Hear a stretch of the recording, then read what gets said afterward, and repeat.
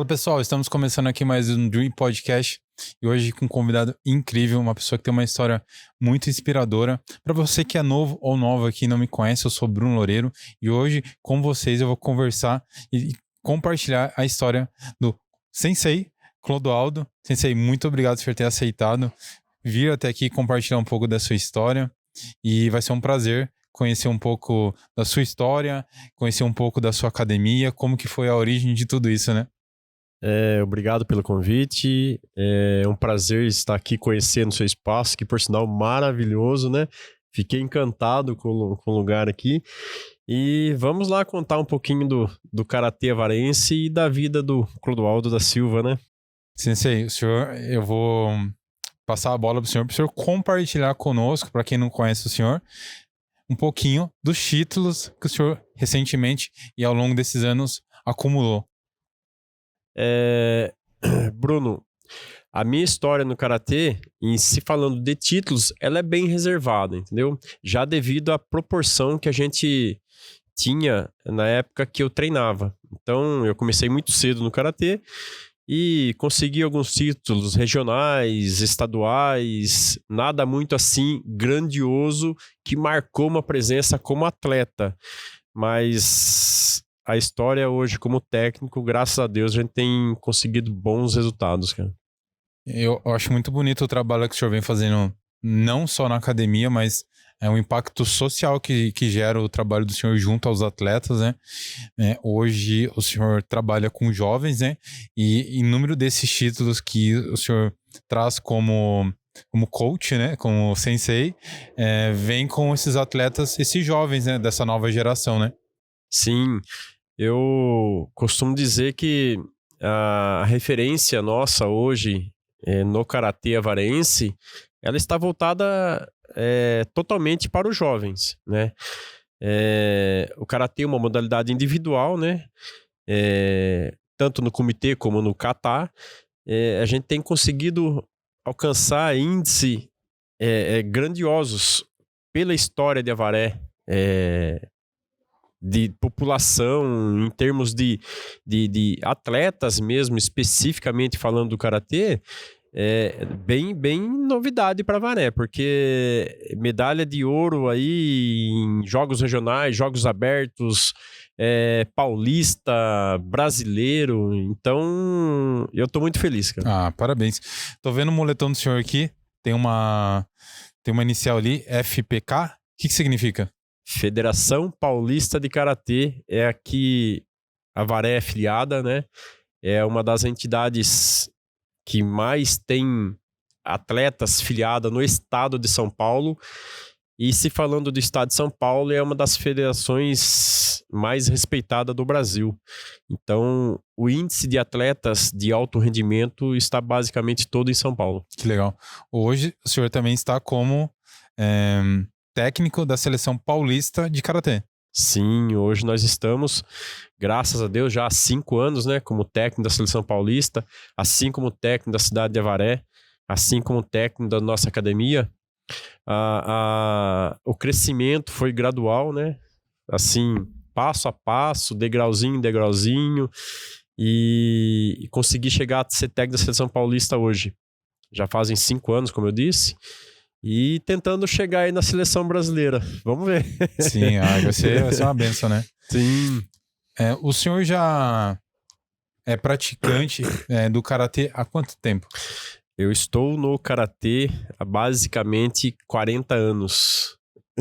Caramba. Quase 40 anos. Eu por 38 anos, tá? 38 especificamente. Anos. Eu comecei no Karatê com 14 anos de idade, né? E uma modalidade que me encantou, me encanta até hoje, eu faço por amor, eu dou aula por amor, entendeu? A minha dedicação com os meus alunos, eu tenho eles como filhos, já me emocionei, já chorei por eles, brigo por eles, então eu tenho o Karatê como parte da minha vida, cara. Karatê pra mim é tudo. O Karatê ainda hoje, em 2023, não é um esporte igual ao futebol popular. Toda a esquina ali tem um espacinho ali pra galera praticar karatê. E eu fico imaginando isso há 40 anos atrás. Como que o senhor conheceu o karatê há 40 anos atrás.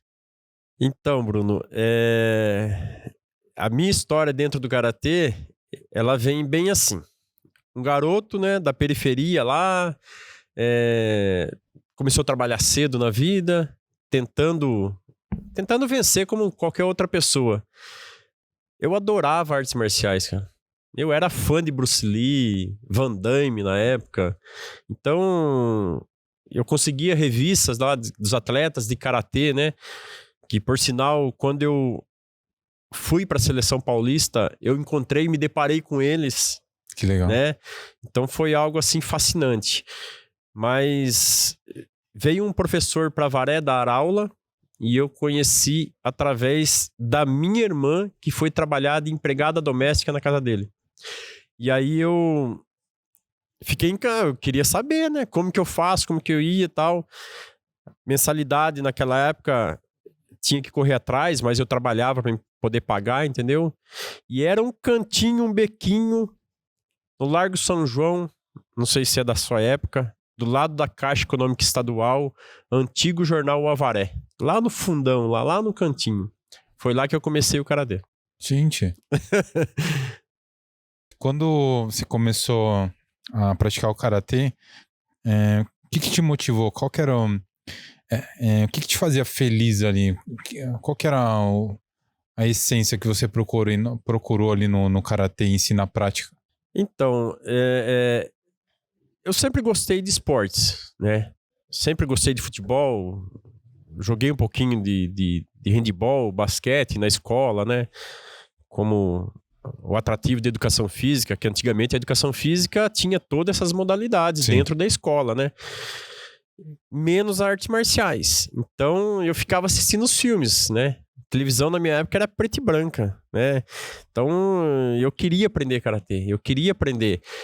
Falando karatê, mas sendo artes marciais, acho que a primeira que eu entrasse eu ia me dar bem, vamos colocar assim. E a primeira que eu consegui foi aqui em Avaré, foi o karatê. Então, o que me motivava? É aprender os movimentos que eu assistia nos filmes, né? Via nas revistas os antigos mestres lá mostrando ou fazendo algumas cenas, que aquilo foi me fortalecendo. Foi me criando assim uma sensação de prazer mesmo. Então, eu a cada dia queria aprender mais. Eu tinha dia que saía exausto da aula, não via a hora de chegar outro dia para treinar de novo. Quem foi seu primeiro sensei? Valdir Araújo. Olha só. Professor Valdir Araújo. Ele está aqui em Avaré ainda, né? A gente não tem tanto contato assim, mas foi meu primeiro professor. E o que o karatê te preenchia que você, ainda muito jovem, não tinha ali no seu dia a dia? Porque tem o Clodoaldo antes karatê e pós-karatê. Como que era antes do karatê sua vida? O que o karatê preencheu ali? Então, aí é o detalhe que eu acho que na época, né? Talvez se fosse hoje seria diferente.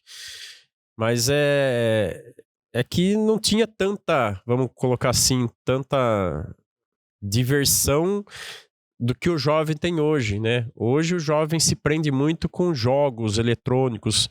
E na minha época, não. Eu tinha que movimentar o corpo mesmo. Então, eu queria aprender na vida real e tentar aplicar, sei lá, numa competição, né? Então, eu queria aprender mesmo para me ensinar um dia.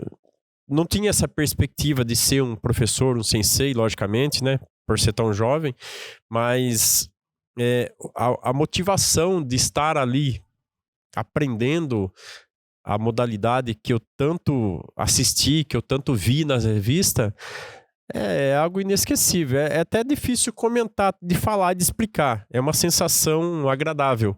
Para mim, agradável. Seus pais não eram atletas? Não, nunca foram e por sinal eram contra, né? Sério? Meu pai não, né? Meu pai saía cedo para trabalhar, né? Meu pai era motorista de empresa de ônibus. Meu pai aposentou trabalhando numa empresa de ônibus. Mas minha mãe, ela, não, você tem que sair daqui, ó. Estudou de manhã, à tarde tem que ir trabalhar. Era assim, entendeu? Então, sempre brigando contra, vamos dizer, a minha vontade. Mas eu sempre dava um jeito de poder ir treinar, cara. A minha vida foi assim. Você falou que você comentou que você pagava, você trabalhava para conseguir também pagar as aulas. Sim. Como que foi o primeiro trabalho que você tinha? Como é que você conciliava escola, treino, mais um trabalho? Você comentou que também veio da periferia, né? Sim. Como é que foi isso? O primeiro trabalho meu foi trabalhar com reciclagem. Sério? Ali próximo à rodovia João Melão, antiga empresa Tibiriçá Materiais de Construção, hoje é a Cacique, né? Uhum. Tinha um barracão lá que separava a reciclagem.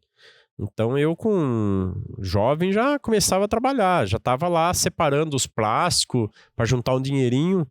E, logicamente, que ajudava no lar também, tinha que ajudar, entendeu? Ajudar a pagar uma água, luz, mas sempre tentava deixar um dinheirinho para que eu conseguisse pagar a mensalidade do karatê. E o mais interessante é que não é só a modalidade em si que você entra a praticar. Tem a roupa, né? Tem a vestimenta, um kimono, cara. O kimono era muito caro. Eu nunca tinha visto um kimono de perto, assim, eu via, quando eu entrei lá para me assistir a primeira aula, eu fiquei encantado com os alunos, já tinha aluno faixa verde na época, eu falei, quando que eu vou chegar ali? Acho que nunca, né? Sabe, aquela roupa branquinha, aquela faixa bonita, mas eu vou conseguir. Aí eu lembro até hoje que eu comprei um kimono usado de um dos alunos que treinavam lá, né? E eu consegui comprar para me poder começar a praticar o karatê. Mas estudava de manhã no PAN, lá na Industrial.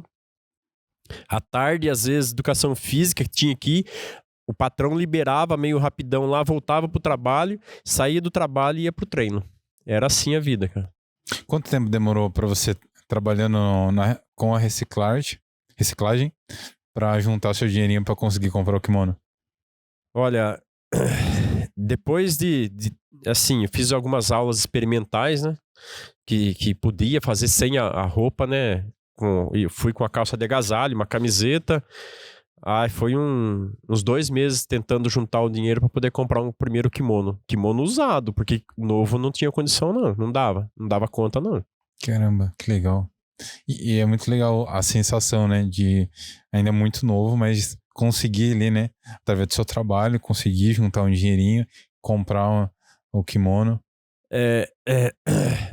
Nós somos... calma aí. Nós somos em 4 irmãos. Só eu de homem. Hoje eu tenho 3 irmãs. Uma era deficiente. No tempo do senhor? Uma era deficiente. Ela faleceu em 2019. Só um segundo. Não, fica tranquilo.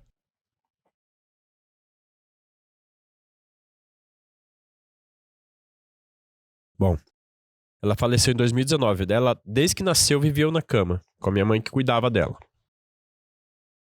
E eu sempre tentei, de uma maneira assim, fazer algo que mudasse a vida dos meus pais, né? A batalha é árdua, é do dia a dia, tentando vencer na vida e se tornar alguém. Porque eu sou de 72. Eu comecei o karatê em 1984, 85. Então, desde tão pequeno, jovem, eu já corri atrás dos meus sonhos. Mas a batalha sempre foi difícil. E hoje, dentro da minha família, fiz faculdade, sou fisioterapeuta formado. Um dos filhos que conseguiu fazer uma faculdade, os outros são as irmãs, são casadas, né? Estão bem de vida, têm seus maridos. Mas eu consegui fazer faculdade depois de casado. Depois de ter meus 2 filhos, basicamente. Mas eu falei que eu consegui, eu ia. Eu consegui. Caramba. A sua irmã que veio a falecer recente, né? em 2019. Como que ela chamava? Sônia. Sônia. O que ela tinha? O senhor falou que ela passou a vida encamada? Sim, ela, desde que nasceu, ela era 2 anos mais velha que eu, né? Eu tenho 51 anos, ela tinha 50, se fosse hoje 53. Desde que nasceu. Mas naquela época não tinha tantos recursos como tem hoje, né? Então ela nasceu na casa, uma parteira da casa, né? No sítio. E talvez por alguma, sei lá, deficiência ou alguma coisa que aconteceu no parto, que ela ficou acamada, ficou no estado vegetativo mesmo. Minha mãe tratou dela durante 49 anos na cama. Na cama. Tudo que ia fazer era na cama.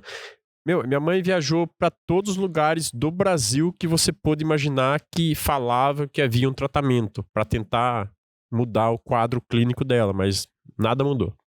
Faleceu na cama. Caramba. Então, eu só tenho que agradecer a Deus 24 horas por dia, porque eu falo que eu consegui vencer. Eu faço o que eu gosto hoje, eu atuo como professor de karatê, atendo pacientes na área da fisioterapia e tô tendo esses resultados com os meus alunos devido talvez a essa inspiração que eu consigo passar para eles, entendeu? Porque eu tento motivá-los durante 1 hora de treino que às vezes a gente tem, todo momento, não para um momento. O primeiro dia que eu fui dar aula de karatê, eu fiquei acho que uns 2 meses rouco, porque minha voz, a garganta, acho que não estava preparada ainda para aquilo, né? Foi emocionado. Foi, cara. Foi demais. Como que o senhor, falando já na primeira aula aí, que eu achei muito interessante, como que o senhor se transformou sensei? Como é que foi quanto tempo levou isso? Então, depois de treinando em Avaré por vários anos, eu decidi treinar em Botucatu com outro professor. Aí fui pra lá, fiz exame pra me graduar faixa preta. Aí, quando voltando de lá, já falei, vou dar aula. Comecei no espaço, no clube da prefeitura, lá em cima. A presidente do sindicato lá que me ajudou muito, cedeu espaço, era no chão duro, chão mesmo, chão frio. Eu, minha esposa, meus 2 filhos e mais um aluno pagante. E aí foi indo. De lá pra cá, passei a dar aula numa academia particular em Avaré, no espaço alugado. Depois um amigo me chamou para dar aula junto com ele, que é um professor de judô, que é o Sérgio Lex, não sei se você conhece. Uhum. E de lá eu consegui sair pro nosso espaço que a gente tem hoje. Hoje a gente tá lá na Alameda Hiroshima, né? E graças a Deus com a visibilidade que sinceramente eu nem esperava, que até você comentou comigo aqui hoje, que eu não esperava de tanto reconhecimento que a gente tem. E gratidão, lógico, pelas pessoas. Hoje o senhor faz um trabalho muito bonito com os jovens. O senhor trabalha com eles uma modalidade. Sim. Que seria? O kata. O kata. O que é o kata? O kata é um conjunto de movimentos. É basicamente a introdução do karatê. Onde há muitos anos, quando o karatê surgiu para o mundo, né, até mesmo na ilha de Okinawa, que o karatê era passado de pai para filho, não se treinava abertamente. Então as pessoas tinham que treinar sozinho, fazendo os movimentos. Como que eu treino sozinho fazendo movimento? Socando o ar, chutando o ar. E esses movimentos é o que me dava condição técnica de chegar ao mais alto nível técnico para a luta, sem poder lutar, que é a forma, que é o conjunto de movimentos no kata. É como se fosse um balé, vamos colocar assim. Só que, logicamente, fazendo a autodefesa. Se eu faço um movimento para defender meu rosto, eu tenho que mostrar que aquele movimento realmente vai me defender. Se eu faço um movimento para defender a minha cintura de quadril, eu tenho que mostrar e provar que aquele movimento realmente serve para minha autodefesa. Então, esse conjunto de movimentos chama-se kata. E existem vários katas. Hoje, um kata da faixa branca, o nome científico dele é Heian Shodan, que significa paz e tranquilidade, onde o aluno está se conhecendo, se formando dentro desse conjunto de movimentos, para depois sair os próximos katas, que vem da faixa amarela, vermelha, laranja e assim por diante. Cada faixa tem o seu kata. Olha só. Gente, eu não sabia nada disso. É bastante. Que legal. É bastante. Que legal. Hoje, o senhor tem quantos, como os atletas, quantos títulos com o kata? Olha, o senhor consegue lembrar? Campeão paulista, campeão brasileiro, campeão regional, campeão de jogos abertos, campeão pan-americano. Meu filho foi campeão pan-americano, o Bruno. Por sinal é Bruno. Lindo nome.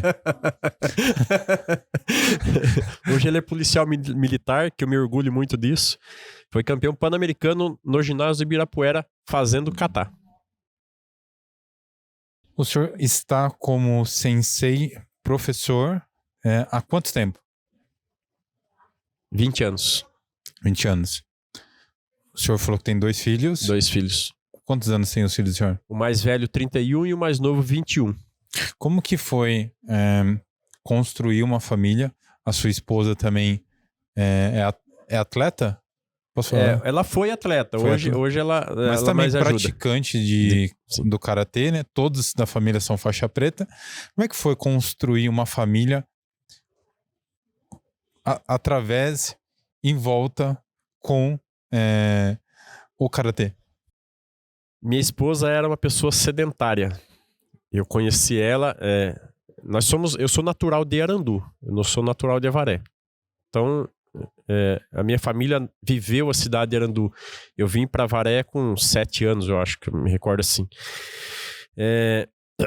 Aí, às vezes, eu ia passear para lá, acabei conhecendo minha esposa lá. Mas ela nunca gostou de praticar esporte nenhum. E quando a gente se conheceu, eu já era do karatê.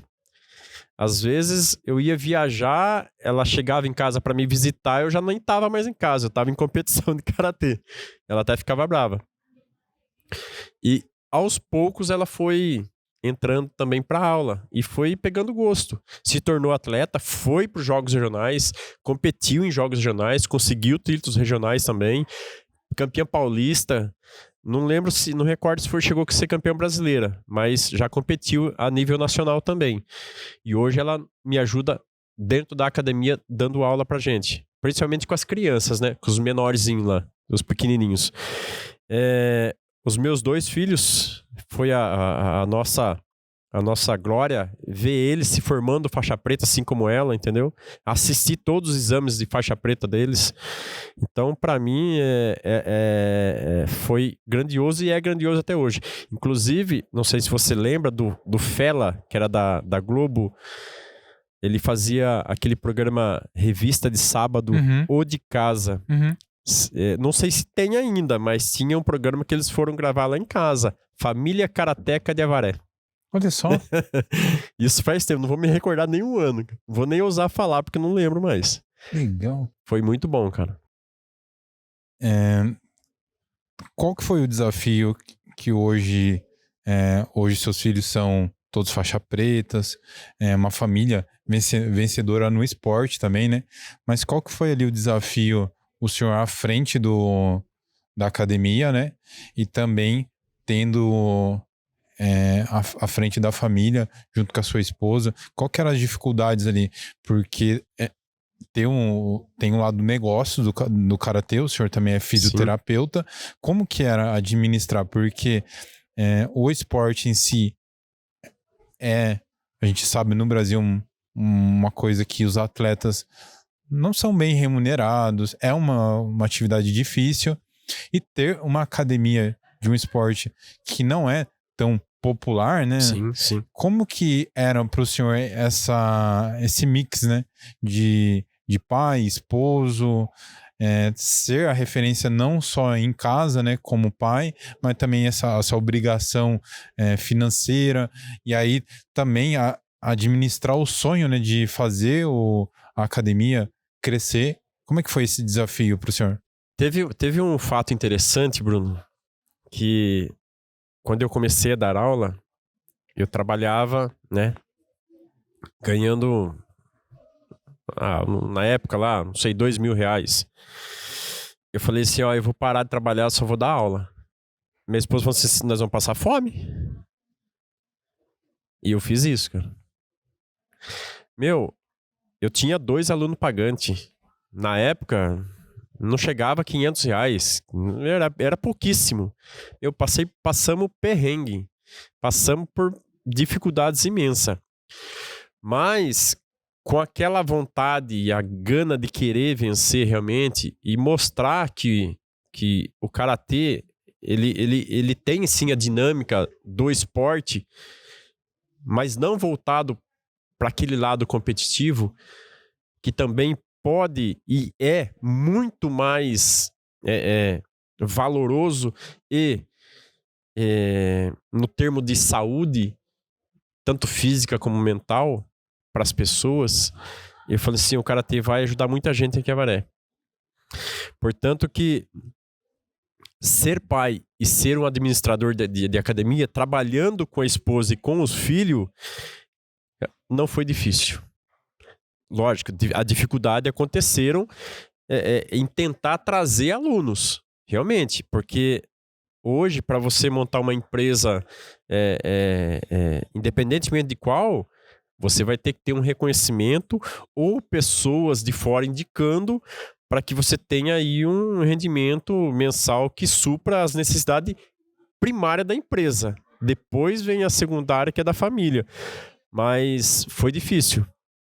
O senhor acredita que sem a esposa do senhor, o senhor não conseguiria estar... Não conseguiria. Não conseguiria e não consigo até hoje. Porque a gente está aqui, ela está lá na academia agora, né?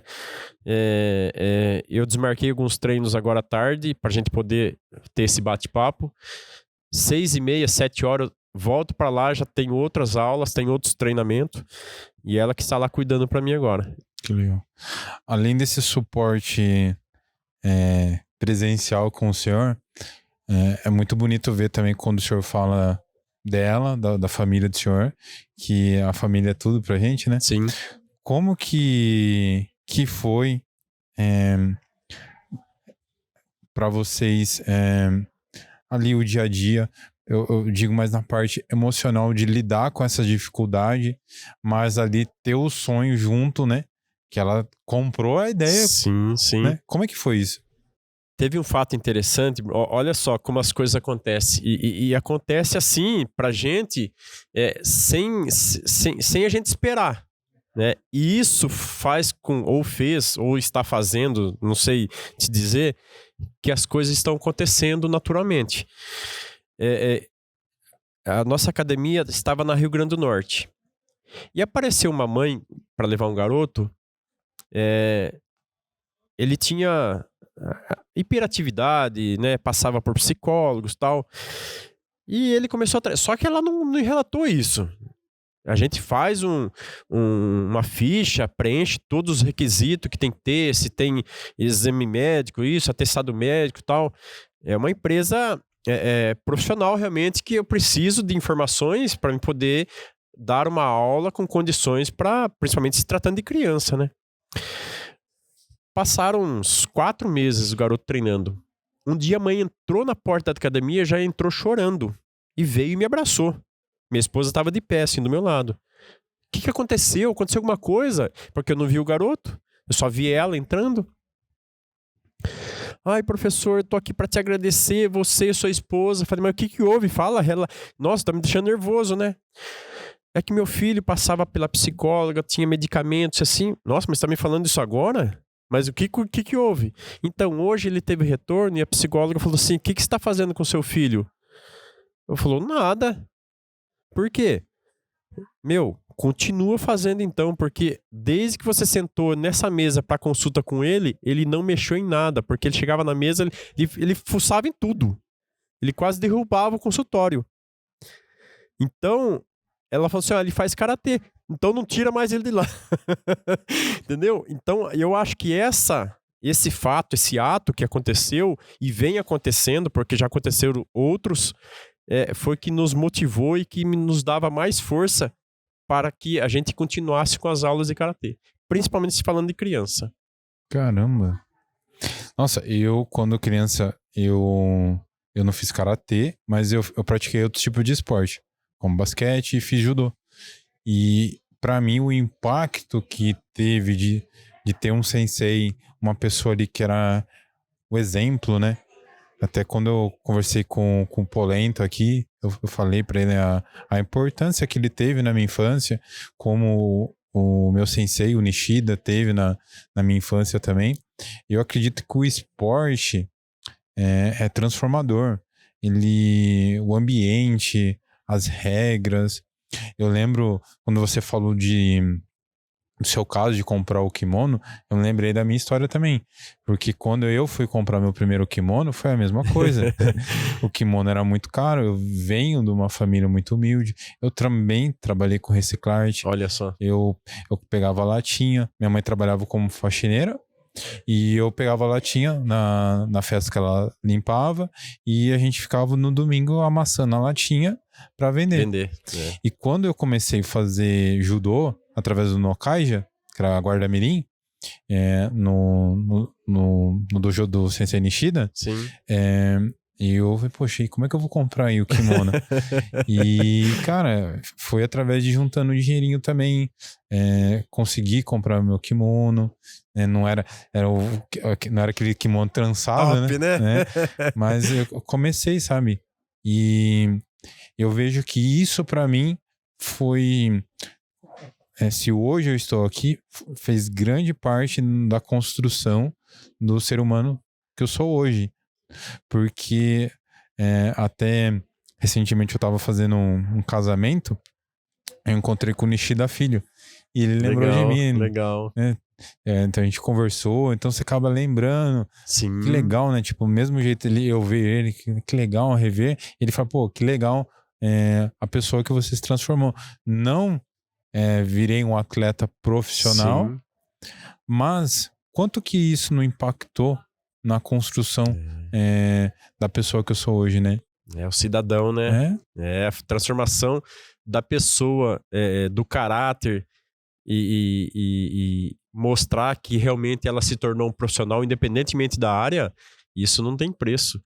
Falando em valores, quais foram os valores que o senhor aprendeu com os seus pais, que você trouxe para sua academia, que você também traz e trouxe para o ensinamento dos seus filhos? Disciplina, cara.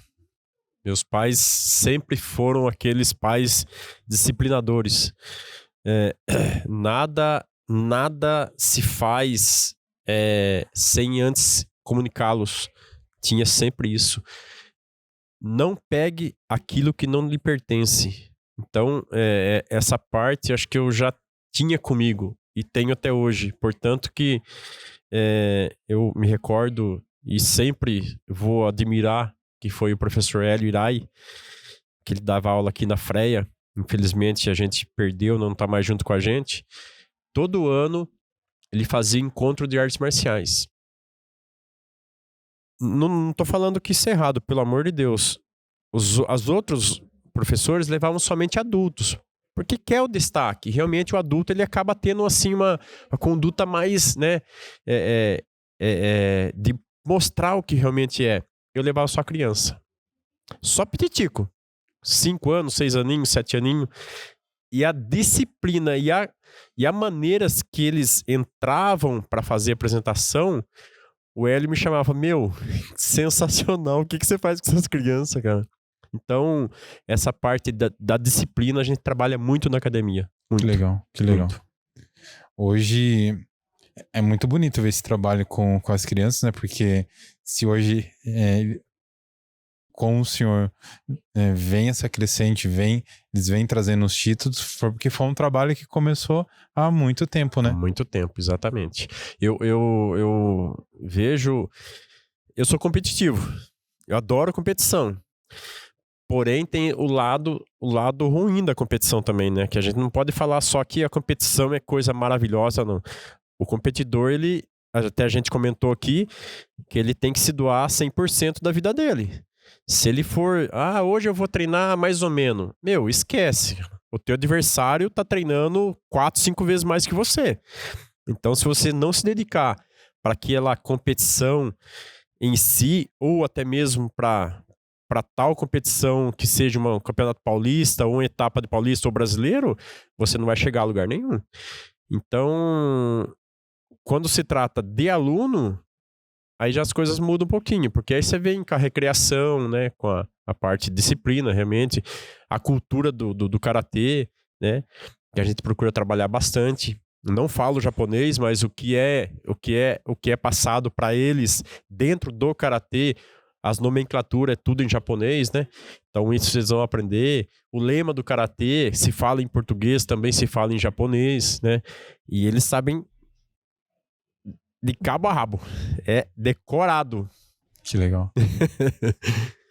O senhor há muitos anos já está como técnico. Como que foi o primeiro grande evento que o senhor participou, que foi saindo aqui da nossa região, né?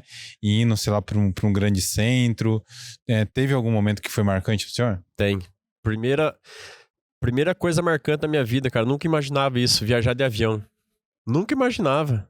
Sair daqui para lá para Fortaleza, se eu não me recordo. Meu, que coisa sensacional. Morrendo de medo, é lógico. Mas nós conseguimos trazer de lá uma equipe masculina, garotos de 9, 10 anos, campeões brasileiros de karatê. Isso no kata equipe. Que legal. Que o kata equipe é mais difícil que o kata individual, porque tem que ter o sincronismo de 3 atletas fazendo a mesma coisa no mesmo tempo e terminando tudo junto.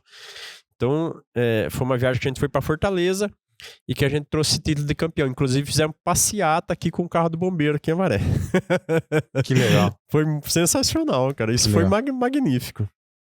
Sensei, o senhor vem fazendo um trabalho incrível.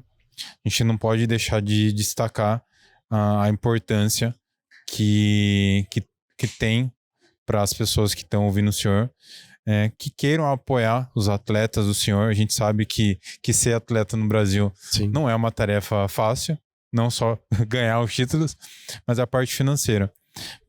O senhor poderia deixar o @, o Instagram, o contato para as pessoas que queiram apoiar os atletas de alguma forma, para ir nos campeonatos? A Secretaria de Esporte dá um grande apoio para o senhor, que nem o senhor estava me falando um pouquinho antes da gravação, mas para quem quer incentivar essa nova geração, uma forma de entrar em contato com vocês e com as famílias, né, para fazer esse esporte que está crescendo e está trazendo grandes frutos para Avaré, né? Sim. Olha, realmente a modalidade individual acaba sendo, acho que um pouco mais difícil do que as coletivas, mas aquele empresário que quiser ajudar a gente, eu deixo o nosso contato, o Instagram da academia Ryu Karatê do Shotokan, tudo junto, entendeu? O meu Instagram é @Clodoaldo2104, o Facebook da academia Ryu Karatê do Shotokan, tá tudo junto lá. O nosso contato Alameda Hiroshima, número 78, né, bairro São Luís. Se quiser ir nos conhecer, nos visitar lá, ver como que é o nosso trabalho. A gente também tem o nosso trabalho social, juntamente com a prefeitura, que a gente faz lá esse trabalho de resgatar crianças que realmente queiram praticar e conhecer o karatê, mas não têm condições, assim como eu não tive na época. Então a gente faz esse trabalho também. Ajudar de qualquer forma, né? Porque toda ajuda ela será bem-vinda. E atleta precisa. Hoje nós não temos patrocinadores, né? Alguns atletas até individual tem o dele lá, no caso da Yasmin, tem o pai e a mãe que acabam ajudando ele um pouco, mas são muitas viagens, são muitas. Tem um outro atleta que a gente, esse não tem patrocínio nenhum, a gente faz vaquinha entre os pais lá e acaba conseguindo algum recurso para ele. Eu comentei com você no começo, antes da gravação, que o último campeonato ele não tinha condição de pagar a inscrição, a mãe estava fazendo faxina para poder pagar a inscrição dele, aí um empresário ligou e falou, não, eu pago a inscrição dele, e ela, Legal. nossa, deu graças a Deus. Então a nossa vida é assim, mas a gente fica grato e agradece toda a ajuda que puder vir pra gente, será bem-vinda. Sim. Espero que esse podcast consiga levar a mensagem do trabalho que o senhor vem fazendo para muitas pessoas, e muitas pessoas também se interessem em ajudar o esporte, né? Então, só tenho a agradecer a participação do senhor. O senhor tem uma história incrível. Se o senhor quiser deixar um último recado aí pro pessoal. Bruno, eu agradeço o convite, me desculpe pela parte emotiva, tá? Imagina. Eu sou, como eu disse, eu sou bem emotivo, tá? Fica aqui toda a minha gratidão. Um dia, se você quiser conhecer nosso espaço, será bem-vindo. Nós buscamos sempre, assim, fazer o melhor para todos.